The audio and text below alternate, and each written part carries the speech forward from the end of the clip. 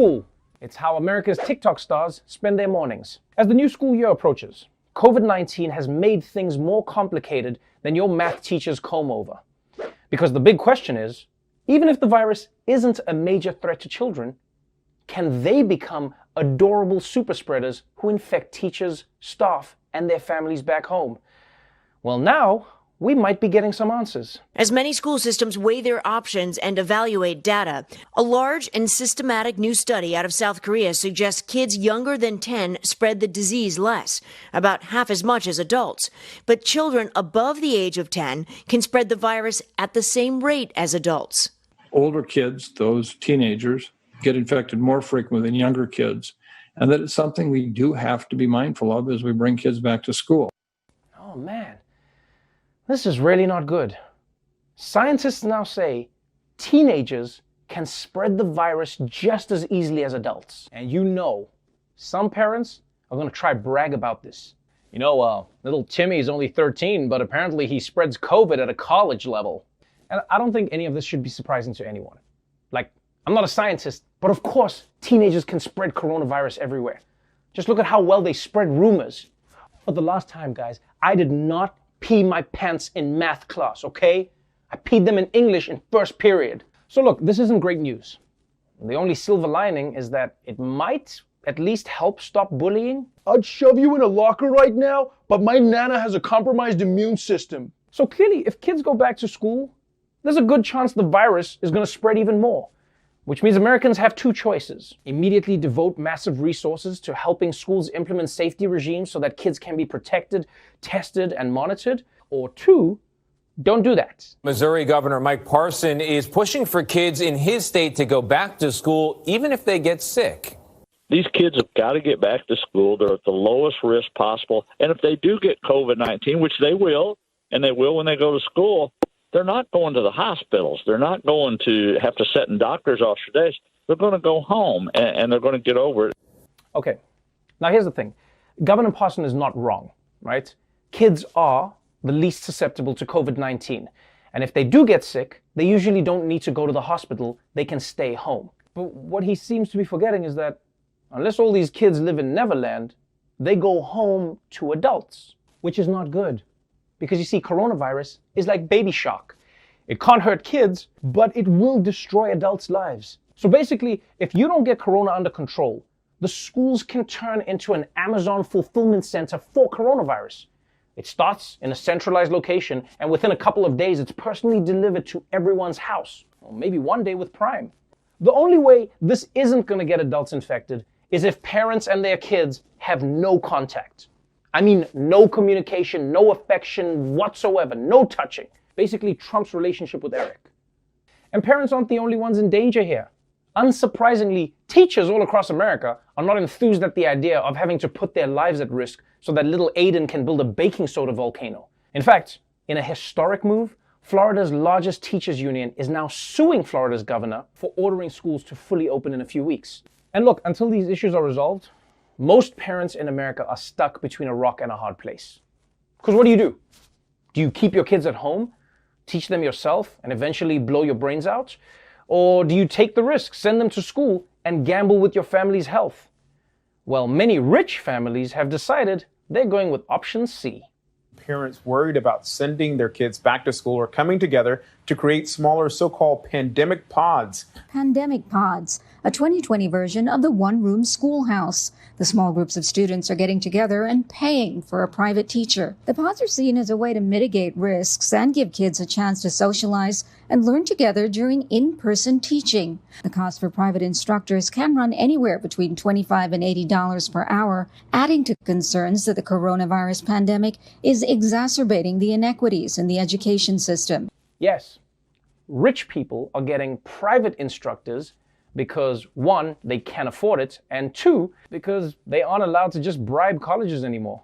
And here we have yet another way the education gap in America is going to become even wider. Because after this pandemic, you're going to have kids who are supposed to be at a 5th grade reading level only reading at a 2nd or 3rd grade level. And if this generation comes out of school not being able to read, I mean, what jobs are going to be available to them? I mean, president for sure, but what else? So that's where America is right now. In a time when students need help more than ever, The government is going from no child left behind to, yo, you kids are on your own. When the coronavirus pandemic hit, scientists said it could be a year to 18 months before we got a vaccine.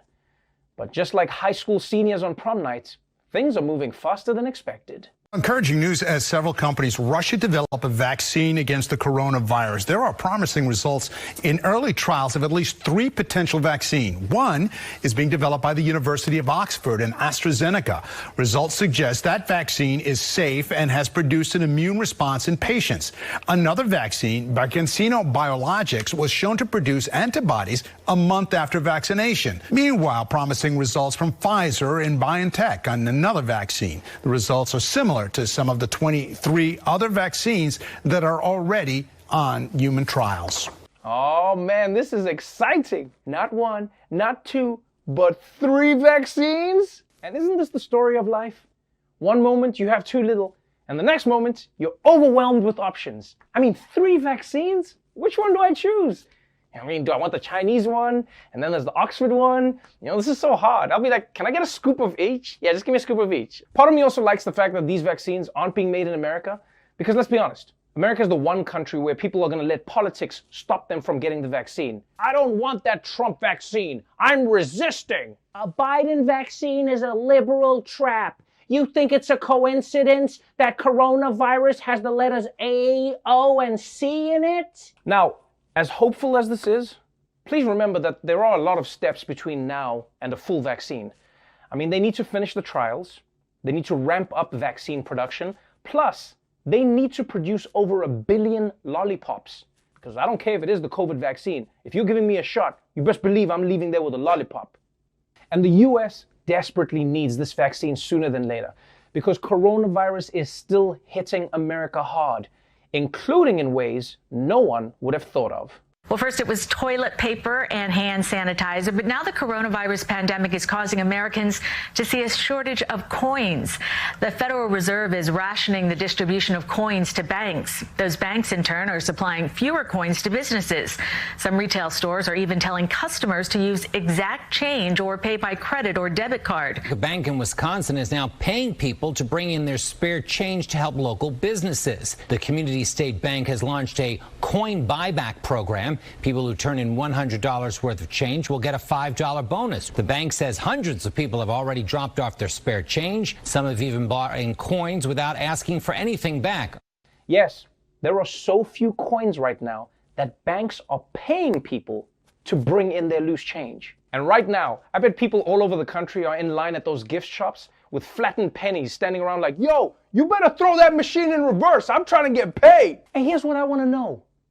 Where are all the magicians when we actually need them? Because now is a good time to pull a quarter from behind my ear, not at my grandfather's funeral when you were trying to cheer me up. I know you killed him. Also, wouldn't it be amazing if this becomes the next chapter of massive wealth generation in America? You know, like the oil boom gave birth to the Rockefeller dynasty, the dot-com boom made fortunes for people like Jeff Bezos and Mark Zuckerberg, and now you'll have the coin shortage of 2020, making your grandmother the richest person in the world because she insisted on keeping those jars full of pennies. Yeah, now she's gonna be the one surfing in Hawaii with too much sunblock on her face. You made it, Nana! President Trump, the rectangle in chief. In the 47 years that he's been president, we've gotten to know the man quite a bit. We know that he doesn't fear the sun. We know that he likes to go vroom vroom in a big cool truck. And we know that kids love him. One other big thing we've learned about him is how Trump handles a crisis. Right? Because whenever Trump is dealing with a problem, he's got a certain set of moves that he always tries. Sort of like a video game character, you know? First he pretends the problem doesn't exist. Then he pretends he's already solved the problem. And if that doesn't work, he blames the media and the Democrats for the problem he probably created. Now, unfortunately, none of those moves have worked with coronavirus. No matter what he tries, it just keeps on spreading. So yesterday, Trump had no choice but to pull out his superpower move, changing his tone. A remarkable change of tune for President Trump today. The about face coming during a late afternoon news conference. The president changed his tone today after months of insisting that COVID-19 was in retreat. He said it will get worse before it gets better. After downplaying the virus for weeks, the president came before cameras with a blunt assessment. It will probably, unfortunately, get worse before it gets better. Something I don't like saying about things, but that's the way it is. I have no problem with the masks. I view it this way. Anything that potentially can help, and that certainly can potentially help, is a good thing. I have no problem. I carry it. I wear it. Oh no.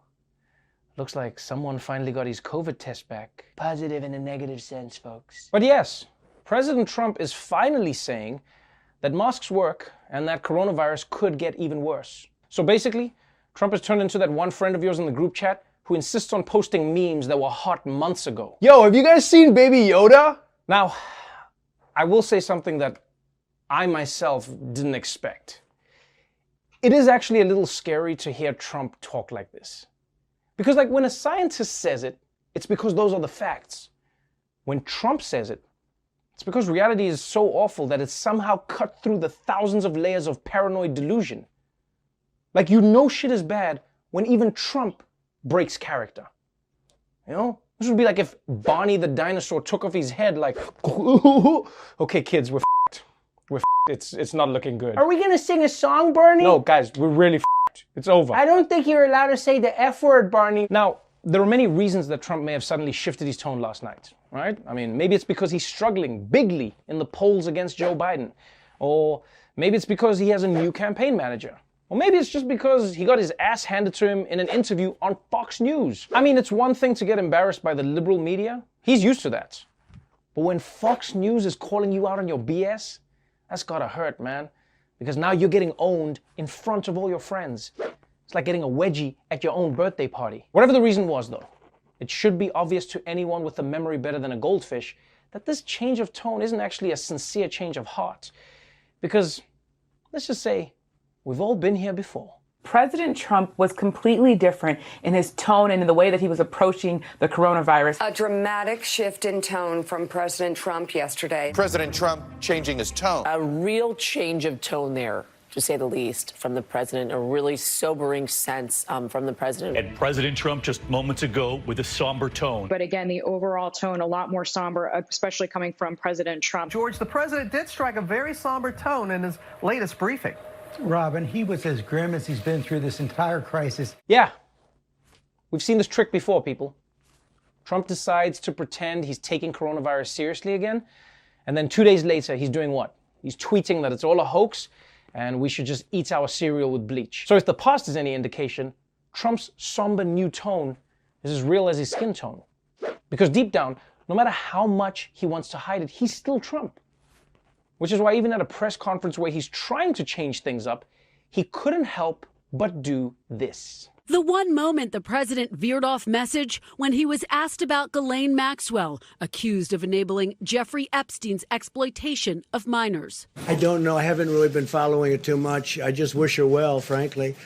I've met her numerous times over the years, especially since I lived in Palm Beach, and I guess they lived in Palm Beach. But I wish her well, whatever it is. Okay. So, just to recap, Colin Kaepernick, son of a bitch, accused child sex trafficker, I wish her well. This is the one time when nobody would have been upset if Trump had used one of his trademark insults. Low IQ individual, horse face, hater and loser, psycho, lock her up, anything. Instead, this is the time that Trump chooses to suddenly become a feminist. She broke the glass ceiling of sex trafficking. You gotta respect that. But look, aside from that one time when he wished an alleged sex trafficker well, he did manage to rein it in for one press conference. And I guess that's the lesson here. As long as Trump sticks to the script, doesn't tell us what he thinks, and doesn't act on any of his own impulses, I mean, then he makes a pretty dope president. But if he's allowed to actually do what he wants, well then, America, I wish you well. It's no secret that America is struggling with the coronavirus. And part of the reason is that hardly anyone alive has ever seen a pandemic like this before. In fact, to find the closest one you have to go back over 100 years. The nation's top infectious disease expert, Dr. Anthony Fauci, says this current pandemic may match the horror of 1918's flu epidemic. This is a pandemic of historic proportions. I think we can't deny that fact. It's something that I think when history looks back on it, it'll be comparable to what we saw in 1918. Yes, to find something similar to corona, you have to go back to 1918. That's way back. Like back before they even invented smiling. Would you like to try smiling? But this is a picture. I know, do something crazy. No, you're right, it won't work. But what has America learned since the 1918 Spanish flu? Well, it turns out, not a lot. As we'll see in another installment of If You Don't Know, Now You Know.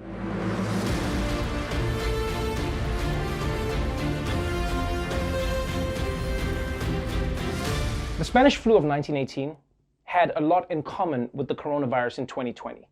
It infected millions around the globe, it spread easily through the air through coughs and sneezes, and through most of it, we were wiping our butts with old newspapers. But the real similarities between these two pandemics is in how American society responded. For example, in both eras, the pandemic spread even further thanks to the mismanagement of the federal government. Since the start of the coronavirus pandemic, Mr. Trump has downplayed the severity of the problem as cases surge around the country. Woodrow Wilson, during World War I, tried to minimize the Spanish flu epidemic. Woodrow Wilson pretended it wasn't happening, did not let people know how to protect themselves. The president's effectively discarding the existing advice from his government, his own public health experts. Woodrow Wilson encouraged public events. He told mayors and governors to have military parades. Despite public warnings against mass gatherings, President Trump is encouraging thousands of people to gather for a fireworks display. You had national public health leaders saying such things as, this is ordinary influenza by another name. View this the same as the flu. The Surgeon General said if proper precautions are taken, you have no cause for alarm. Because there's no reason to panic at all. It's going to disappear. One day it's like a miracle. It will disappear. Trump is making all the same mistakes that Woodrow Wilson once made. And I mean, I know we said we want him to be more presidential, but not that president. Sometimes it seems like Trump is a Frankenstein, but made up of only the worst parts of all previous presidents.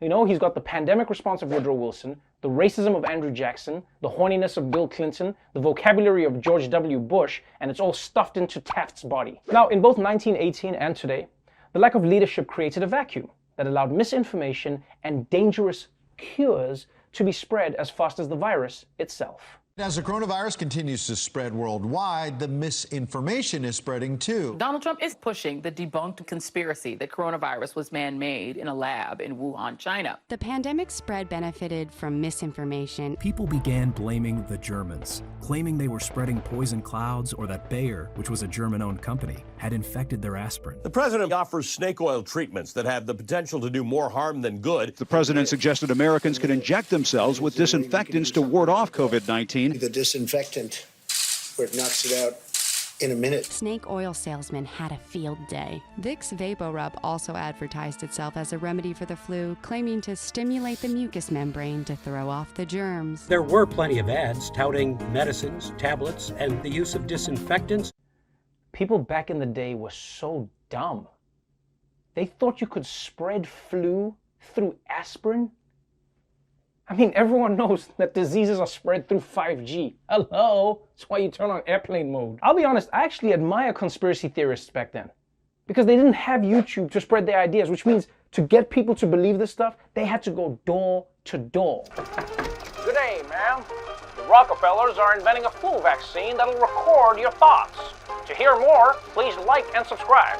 I'll return here again in a few days. And if you like what I have to say, well, I recommend my friend who's going to tell you why the Earth is really flat. By the way, I'm willing to bet money that Vicks conspiracy was actually started by an African dad, because they try and fix everything with Vicks. Daddy, I'm sad. Can I get a hug? You don't need a hug from me. You know what you need? You need to put some Vicks on your chest, huh? It will warm up your heart, okay? Now go away. And here's the thing. What we saw in 1918 and we're seeing again today is that the lack of trust in leadership doesn't just cause the wrong treatments to spread, it also makes it much harder for the right treatments to spread. Cities recommended face masks, though many residents didn't take that suggestion seriously. Despite the alarming spike, many people still refuse to wear masks. A mask mandate followed, but not everyone complied. Masks are mandated here. Not everyone likes the rule. You guys are violating federal law. You get that? One woman declared the ordinance, quote, absolutely unconstitutional. They say that it interferes with their personal liberty and it's unconstitutional. The anti-mask sentiment actually coalesced into something organized. Thousands protested mandatory masking measures. Are you going to allow the government to tell you you have to wear a mask? You know, it's bad enough that people today don't want to wear masks, but why wouldn't people in 1918 wear masks? I mean, the past smelled like shit all the time. Forget the flu. I would have worn a mask just not to smell the horse crap and the pre-running water BO. I also wish that I could tell all the anti-mask people today that masks actually helped bring an end to the Spanish flu. Yeah, but knowing some of these haters, they'd be like, oh yeah, but if masks work so well, then how come everyone who lived through that period is dead now? I will say, it is depressing that it's been 100 years and masks are still our best invention for stopping a pandemic. Because I mean, if someone traveled in a time machine from 1918, they'd get here like, I've traveled into the future. Pray do tell, what ways can you stop a virus? Do you have nose lasers? No, we've got a mask. It's still a mask. Yes, but now it's blue. So the sad truth is, so far, America has repeated all the mistakes with Corona that it made during the Spanish flu. And if Americans don't do the very un-American thing of learning from history, then 2020 will be bound to repeat the worst of 1918, the second wave. Backlash from business owners pressured cities to reopen. As cities eased guidelines, some were hit with a second wave of the flu. St. Louis, Birmingham, and Omaha saw an increase in cases after lifting closures. Denver reopens on November 10th. With all restrictions on distancing lifted, thousands flocked to the streets for an Armistice Day celebration. No more than 10 days later, signs that the city opened back up too soon became clear as the death toll rises again. In San Francisco, when the cases went almost down to zero, the city said, let's open up the city, let's have a great big parade, we'll all take off our masks together. Because of that event, 2 months later, the great influenza came back roaring. Yeah, that's something we all have to keep in mind. The lesson of 1918 is that bringing crowds back too soon will bring the virus back too. So as much as I hate to say it, we actually need to get Trump reelected. Yeah, because if there's anyone who knows how to keep a crowd size down, it's him. So that's where we are. It's clear that nothing has really changed since 1918, except for the fact that now our clothing shows off our butts. And just like with the Spanish flu, America has ignored the spread of COVID-19 until it was too late. And even now, America isn't taking the steps needed to flatten the curve. But remember, it's not too late to learn from history. So, America, put on a mask, socially distance, because the way things are going right now, by the time 2120 comes around, there won't be anyone left to learn from our mistakes.